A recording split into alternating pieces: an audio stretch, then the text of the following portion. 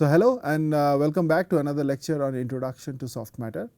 Today what we are going to do is we are going to look at some example problems. These example problems have been designed so that we can actually end up revising some of the materials that we have been discussing. So, it will be a very good work through some of the important concepts that we have already discussed, right. So, let us take a look at another problem, number 2. Okay, so the question we have is that for a strain history, so the strain history is given to you as, okay, here I am just going to use S again, but please remember that this is not a Laplace transform variable, but this is since we are going to use time in so many places. So, this is just variable represents time. So, we have epsilon naught into sine omega s. So, we have a sinusoidally varying strain, okay. And the question is, for a this given strain history, calculate the work done per cycle.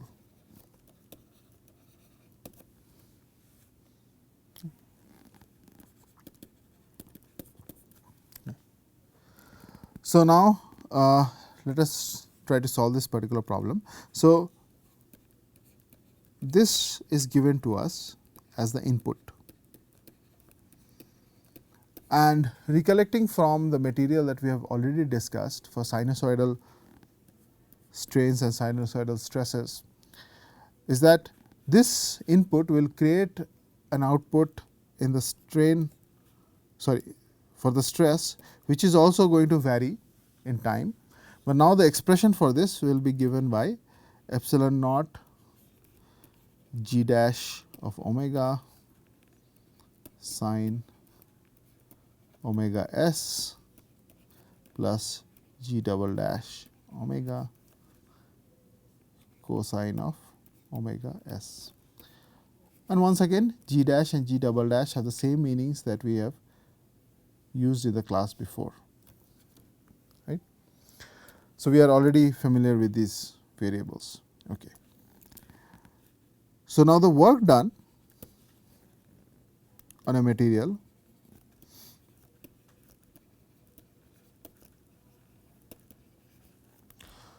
per unit volume is given by the integral sigma into del epsilon. This is basically the, this looks like the force into displacement form, right, and we are integrating over the entire strain produced in the system. But our question is to find out the work done per cycle. So, it means per cycle of this sinusoidal input. So, we would like to be able to integrate this in time. Okay. So, if you want to now find out the work done over a time interval, over a specified time interval, then my W will now become this integral over that time integral. So, let us say that time interval is, so my work will now be, has to be integrated where the limits are this time interval. So, let us say this is some time t and then till 1 unit cycle. Okay. So, t here represents the time period. So, this is sigma del epsilon. Now, I want to integrate this over time, but so I would like this integral to be such that this integration can be easily performed, right. So, what I will do is,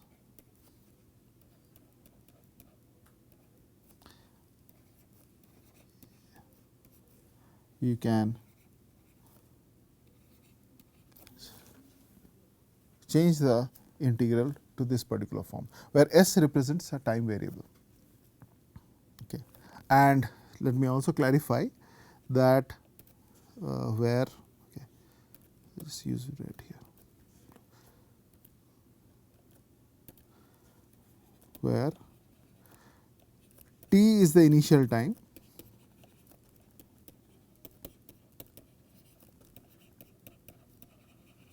and capital T is the time period.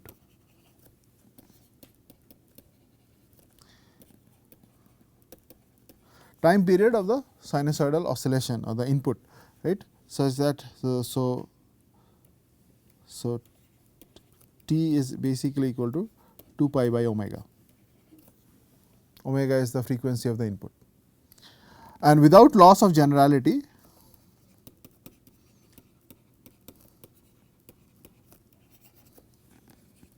because I am interested in integrating this over a cycle without this any loss of generality, we can set this small t to 0. Okay. Okay. Now, this particular form d epsilon by ds should already be known to us because the input is known to us. So, d epsilon by ds, because the input is known, is simply epsilon naught into omega into cosine of omega s. But we also know sigma as a function of time, right, because we have written it down here. Okay. So, for this integral, both these two terms are known to us.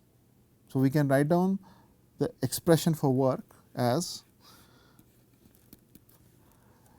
an integral, but this time I am going to set the small t as 0. So, this is just 0 to capital T once again being the time period of oscillations.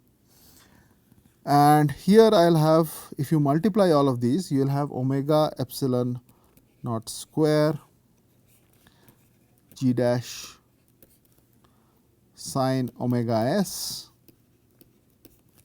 plus g double dash into cosine of omega s.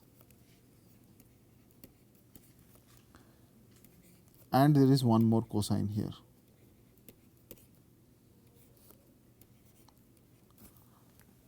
ds. Okay. So, we have to evaluate this particular function. Okay. So, let us just bring this inside this cosine, and we see that basically what we have to do is there are two terms that are contributing. Okay, sorry, this is g dash of omega. So, let us be consistent. Okay, sine omega s into cosine of omega s plus g double dash cosine square omega s ds. Now, we are going to perform the algebra in a second, but you can actually already anticipate the answer by just looking at this particular form. Now, see here what we have is a sine omega s into cosine omega s, and if you know your trigonometry well, you know that when we integrate this over one time period, this term will actually have to vanish. But here is a term where we have g dash, okay, I think I have left out the omega, sorry, and multiplied by a cosine square. Now, over a time period, the cosine square, obviously because it is a square, it is always positive, and you have g dash. So, this term will not vanish, but the term associated with g dash will actually vanish. So, in the work done, only g double dash will be contributing, and you can see that without even doing the full algebra, right. But let us go through this set of calculations. Now, observe that the DDS of sine square omega s is actually given as 2 omega sine omega s cosine omega s. This inspires us to actually replace this particular term with this derivative term. So now my work done is again integral 0 to t, you have omega epsilon naught square by g dash of omega divided by 2 omega d ds of sine square omega s plus the other term is obviously there, g double dash of omega, we have cosine square omega s ds. Now, when we integrate this term, these are all constants with respect to time. This is the only function here which is this is the only variable which is a function of time, right. So, my integration actually becomes rather straightforward, because all these other terms which are independent of time I can simply bring out, and when you integrate this you will be left with sine square omega s, and this has to be evaluated over one time period, plus this particular term over here, which again I will write the constants outside,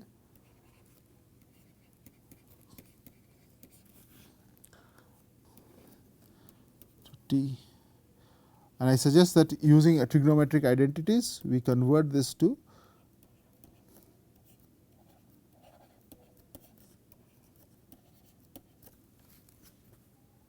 this particular form. Now, note that this particular function, if you go ahead and evaluate it over a time period, actually results, the answer comes out to be 0. And for this other functional form, if you evaluate that one, 0 to t 1 plus cosine of 2 omega s by 2, you can show that this should come out to be pi by omega. There is a ds missing here, and that should be rather easy to see, right, because when you integrate this first part you will get a linear term, and then this is again a sinusoidally varying term which will basically cancel out. So, if you use these and reevaluate the work done term, then that comes out to be simply epsilon naught square, this is epsilon naught by the way, that comes out to be epsilon naught square omega g double dash into pi by omega, or basically this 2 omegas will cancel and you have pi epsilon naught square. Okay. So, this is our answer that we are seeking right here.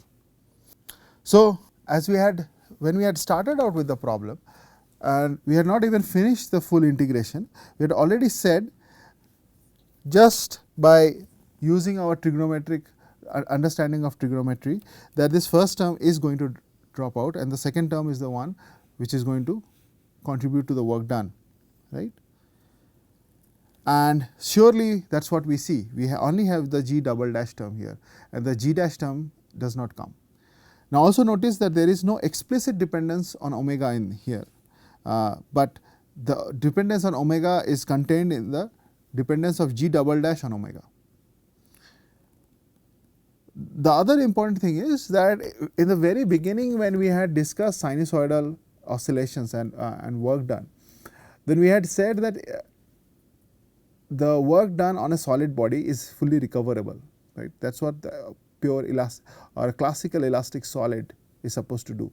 When you do work on it over a sinusoidal cycle like this, it is the work done is fully recoverable. So, in a given cycle there is no work, net work done. Whereas in a fluid, there will be work done in a cycle, and that work done is eventually going to be dissipated in terms of in the form of heat. And the final expression that we have found just suggests just that the storage modulus does not contribute to the work done in a sinusoidal cycle, but it is only the loss modulus which is important, which means that loss modulus, now you can see that the naming is so appropriate. When we say G double dash is the loss modulus, you can see there is one more motivation of calling it that this work done that is done over a one time period is now going to be lost in terms of heat, right. So, overall this satisfies our intuitive understanding of the viscoelastic materials also very nicely. And also please remember that these are again limited to the class of the linear viscoelasticity that we had all these. So, all the assumptions that we had already used in coming up with these expressions to begin with still apply here. Okay. Okay, so, with that we are done with our second problem, and we move on to one more, a third problem that we will do.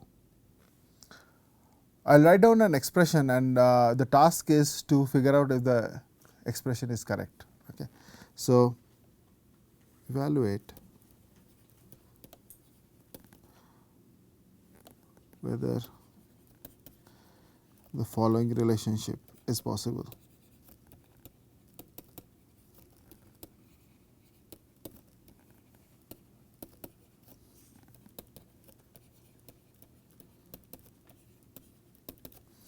And the expression is G double dash of omega is equal to minus integral 0 to infinity d ds of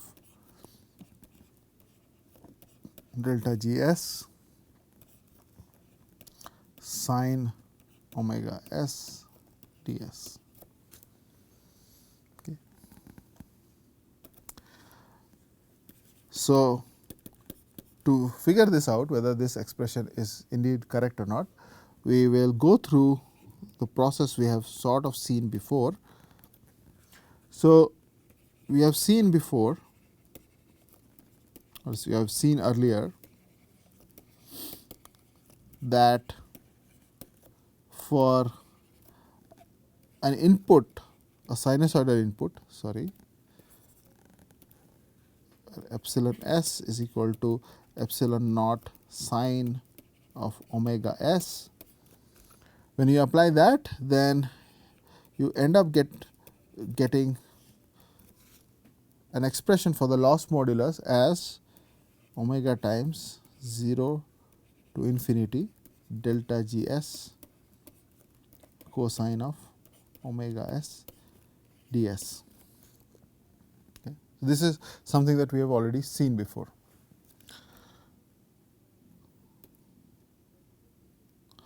So, in a sense we are asking whether this particular integral is the same as this particular integral over here.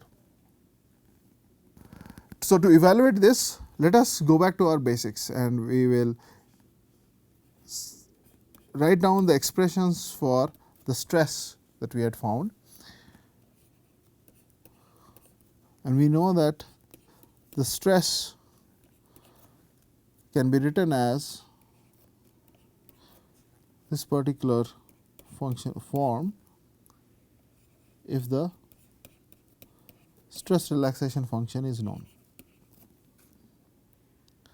And this is equivalent to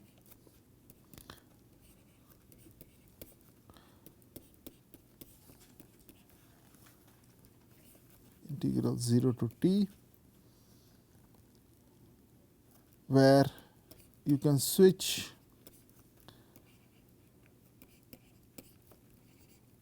between these two terms. So, okay, let us use this formulation.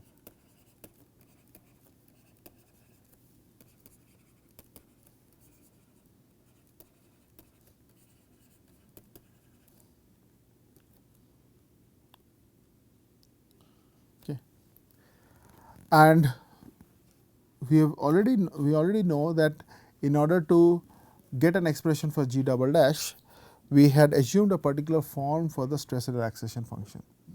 So,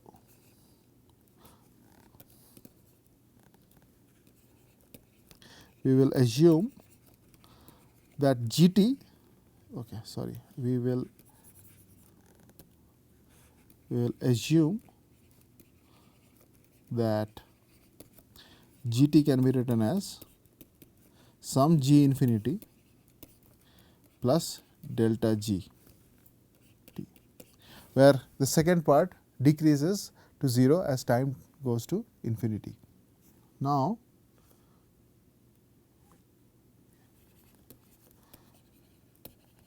so using this particular expression here,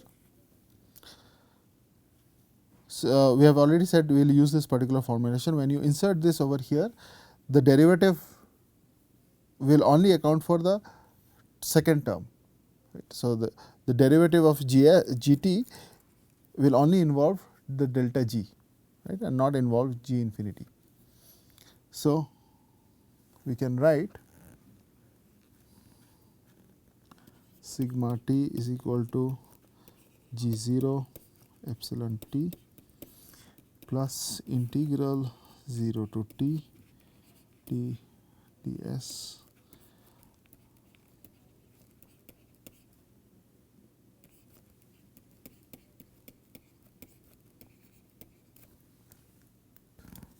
So, what is it that we are really looking for here? Now, the strain is the input, right, and we are trying to figure out the expression for the stress from this, given that you know the functional form for the stress relaxation function. So, we now have to assume some form of time dependence for our strain here, which you can take it as either a sin omega s or a cosine, but for generality what we will do is we will just go into the complex formulation. Okay. That just makes life easier for us. Okay. So, to check generality,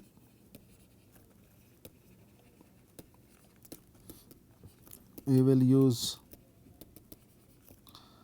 the complex formulation,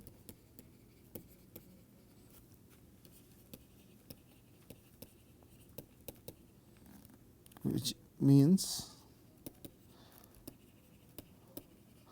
we will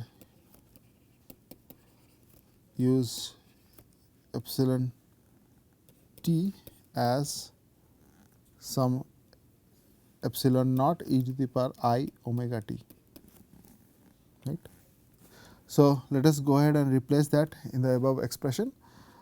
So, that implies that my stress, which is the output here, becomes epsilon naught e to the power I omega t G 0 plus integral 0 to t, and it is the same, first term remains the same.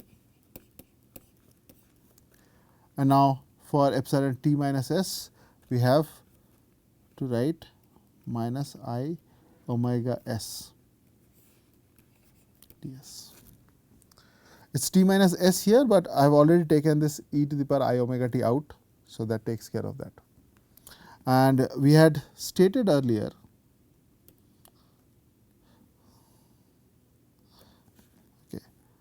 that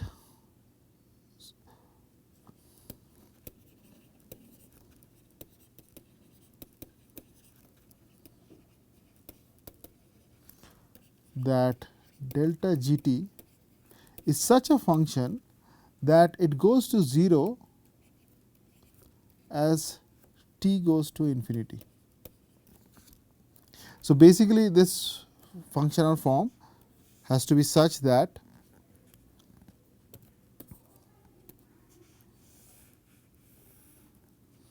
this is g t with respect to time, that this thing decays over time, and this is basically a g infinity here, by the way. Now, if this functional form is valid for the stress relaxation function, then you can make an additional observation, and that observation is that g, the derivative of this also goes to 0 as time goes to infinity.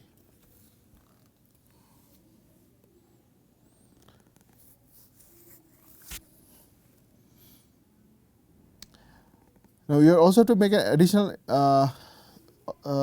you have to make an additional assumption that these integrals will converge when we take the limit of t tending to infinity, but assuming that the integrals will converge, we have made certain assumptions about the functional form of the stress relaxation function. The reason we are making these assumptions is because we are going to look at a system where the transients have died out, and we will look at the long term time limit, which is very similar to the formulation that we carried out in the class earlier. So, we are going to do this integration such that this 0 to t, this t will be replaced by infinity, right. In that case, assuming that all the integrals do converge, okay, so that assumption is also there. I am not writing it down explicitly, but in the long time scale where all the transients have died down, I should be able to write, if the integrals converge, I should be able to write down the output, which is the stress, as, so after transients have died out,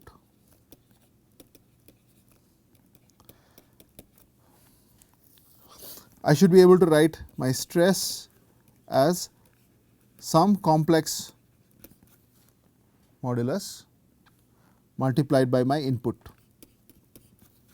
right, such that this complex modulus only depends upon omega and not on time. So, basically what we are saying is that this G star is equivalent to this particular form right over here, such that the integration is now going to be performed over 0 to infinity. This is, by the way, very similar to the thing to the formulation we had performed in the class. Okay. So, our G star omega is equal to G naught G 0 plus an integral, and the integral is just the same as before, dds of delta G s e to the power minus I omega s t s. But now you are going to perform it, this integration from 0 to infinity. So, this implies that we already know that the complex modulus is basically the storage modulus plus I times the loss modulus, right. So, I can write down my G dash of omega as being equal to G 0 plus integral 0 to infinity dds. This form simply remains, and for the real part I have to take the cosine omega s, right,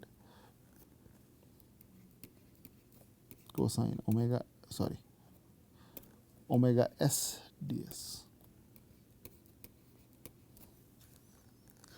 And similarly, just by comparison, you know that the G double dash can be written as minus 0 to infinity dds of the delta Gs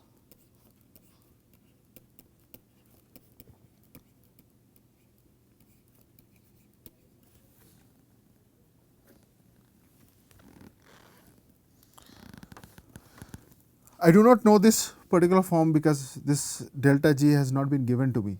Okay, so, we will leave it at this, but this is exactly what we are after, right. So, if you remember the original question, we had asked if this particular functional form is possible, and what we did is we have already been familiar with one of the functional forms,